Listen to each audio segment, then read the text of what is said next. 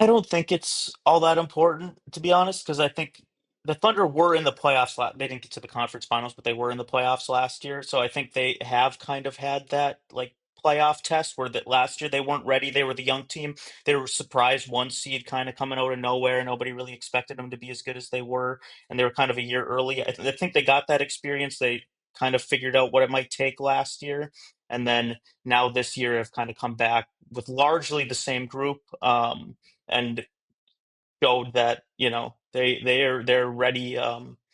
They're ready for the moment this time around. So I don't think that's really a huge factor. I think maybe it's like a slight benefit to the Wolves where they had that experience last year. They one round further, how tired they felt then, the offseason to train, prepare for that. Like, Anthony Edwards had kind of said in the offseason this season leading up here was like he wasn't there like conditioning wise, and now he knows what it takes to make it that deep. But I just don't really see that being that huge of an issue.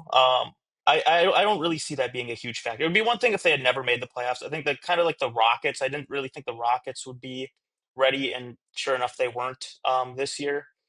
But I think having that experience from last year, I don't think it matters so much that they haven't been this deep in particular.